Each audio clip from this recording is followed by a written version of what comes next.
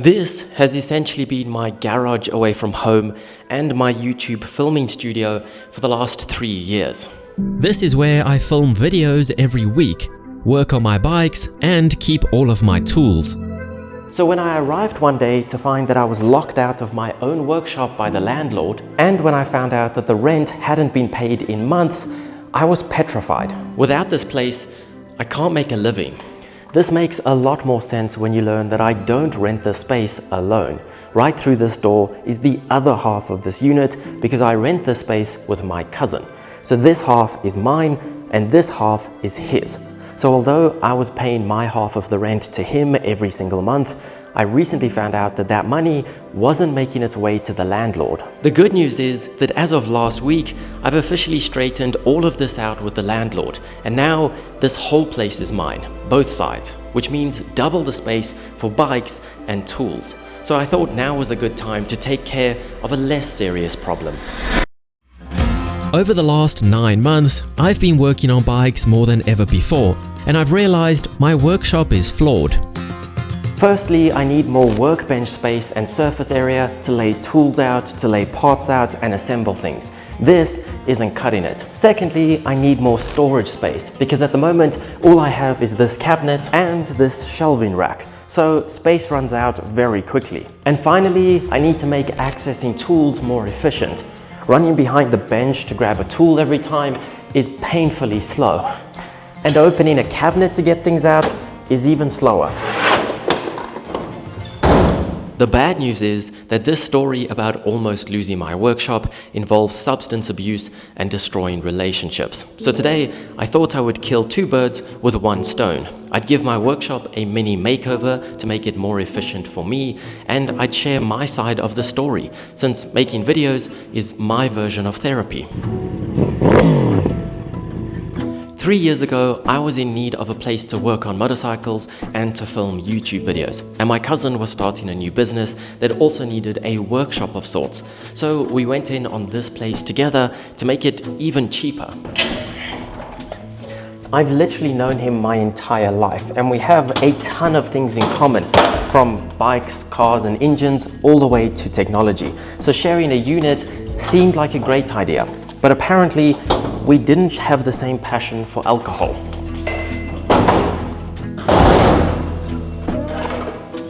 At the time, I'd just moved back to this country and I didn't have much banking history at all. So he took the lease out in his business's name and then just invoiced me for my half every month. And I always paid it. Now, I guess the immediate question in hindsight is how could you just blindly trust someone like that? And how did you not know what was going on? But before I answer that, I think we should start putting some benches together because I've already bought all the stuff.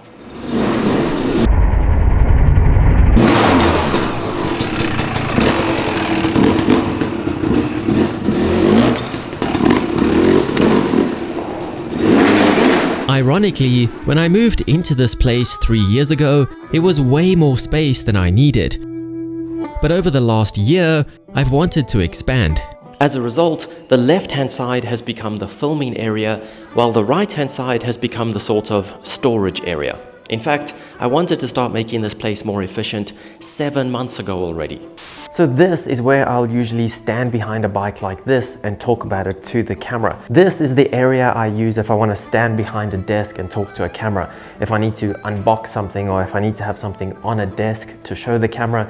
But it's also the area that I actually do real garage tasks. There's a vise, a tool wall that has run out of space. This was supposed to be the desk area. When I first got the workshop, I would actually come here and write scripts.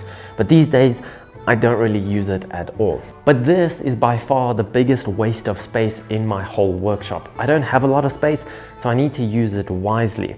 I actually saw this kind of thing with the fake grass and the wooden strips in a bar, believe it or not, and I thought it looked really cool. And after filming with it about twice, I realized I really didn't like it. So here I am 7 months ago ripping down my backdrop, with no idea that the rent hasn't been paid or why the landlord hates me. But I had no reason to believe that it wasn't getting paid. I had paid my half and I trusted my cousin. and if things weren't going to plan, he would definitely tell me. Or so I thought. So now the plan is to make this entire wall workbench space and break it up with 2 cabinets for tool storage, as well as build a new bigger tool wall right here. And I'm gonna make all of this look better with new countertops. Can you see the vision?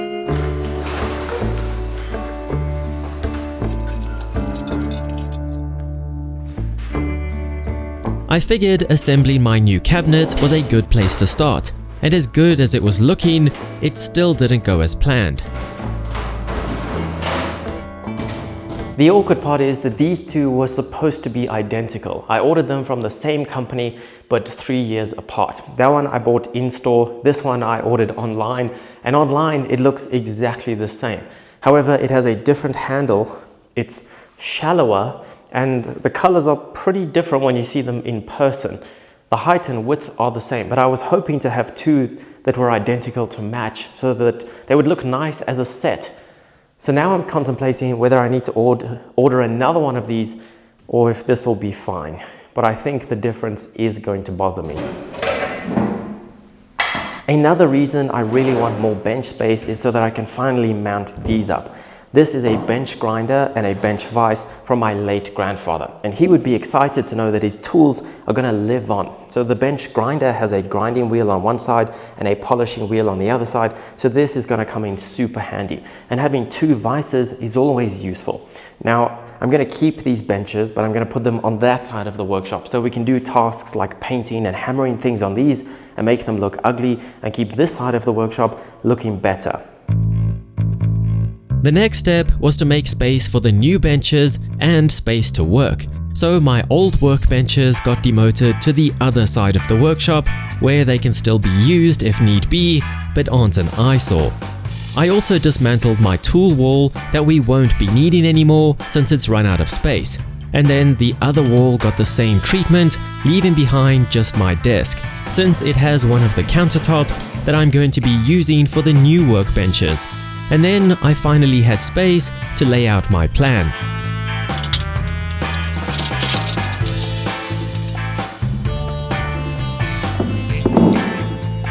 This is going to be where the other cabinet that doesn't match is going to go, but it's full of stuff right now, so I'm not going to move it.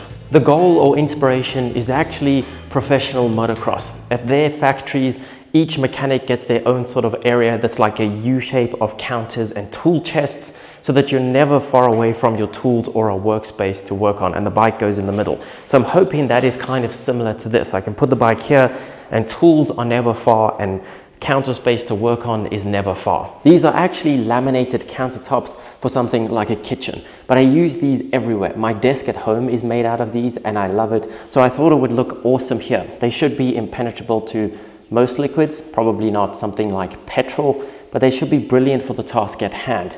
So this is the vision. Now we just need to make it a reality. Now, I've already spent the last few days planning, shopping, measuring, cutting, and cutting some more. So now it's finally time to get building, starting by mounting some supports for the countertops to the walls.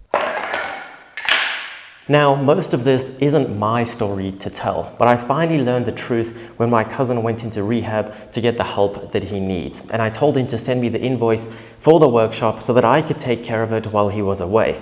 But instead, he sent me a photoshopped invoice so that I couldn't see how much debt he was in. The numbers didn't seem to add up, so I dug a little deeper, and that's how I learned the truth.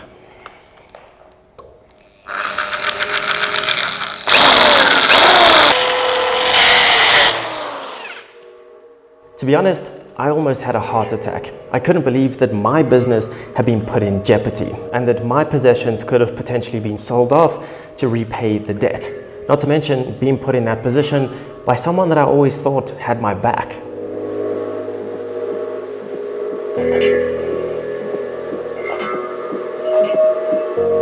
Drilling the holes was quick and easy compared to the cleanup that followed, but after all that, I could start attaching the legs to the countertops. I followed that with some leg braces, and at the time, I didn't even notice that I was screwing this one in on the wrong side of my marking, but I did come back later to fix it, eventually. Have you guys heard of this company, Insta360? This is honestly the best travel mug I've ever had. They make decent cameras too, I think. But anyway, yesterday I managed to get all the legs mounted to the countertops, all the wall mounts attached, and all the leg bracing done. Most of the leg bracing. I will have to reinforce it a bit more once they're up. But now for the fun part. This was the most satisfying part, when I could flip all the benches over and into place. Then I used every heavy tool I could find to hold the countertop down while I screwed them into the wall brackets from below.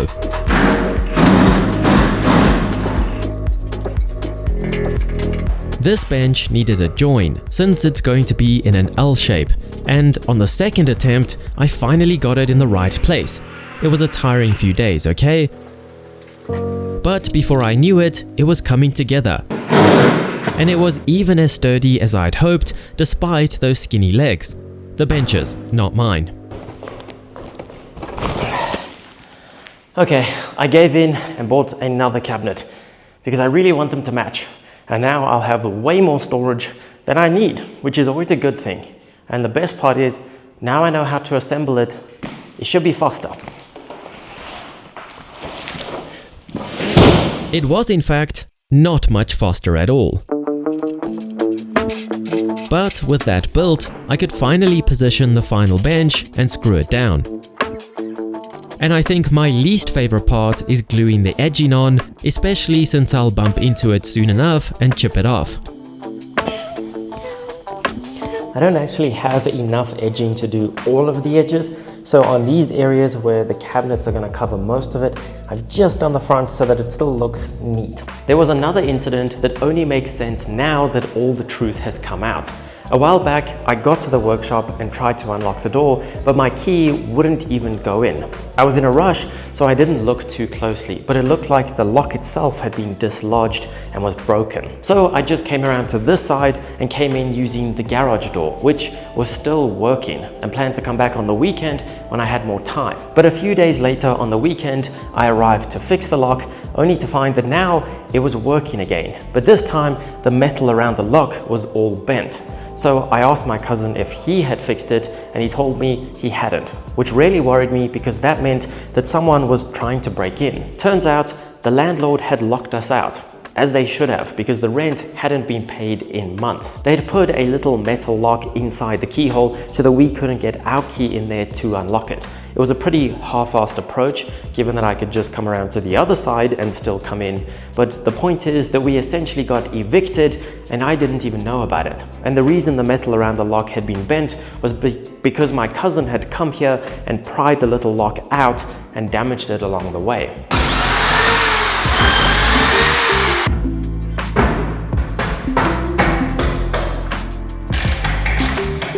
With the benches in place, I found a spot for my grandfather's vise and bench grinder to be permanently mounted. I suspect I'll use the grinder a lot more now that it's accessible, which I'm looking forward to. Okay, so as is, it's already a lot more functional than it was, but I think we can still make it look better. I got these wooden sheets painted white to cover the base of the workbenches in the hopes that it gives everything a more finished look. Obviously, the dream is to have tool chests underneath the benches, like the perfect Instagram garage, but those aren't quite in the budget yet. And finally, I got this piece of OSB painted white as well, after attaching a little screwdriver holder to it. So all that was left to do was plot where all the tools are going to live and throw it up on the wall in between the cabinets.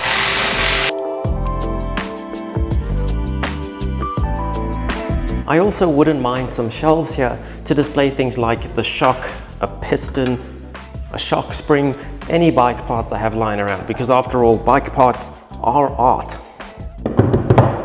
So in the end, I think a bad situation turned out pretty well. Most importantly, my cousin got the help that he needed. And as for me, I got very lucky. The landlords were incredibly nice. This all happened over the Christmas holidays, and they let me keep accessing this place and working here.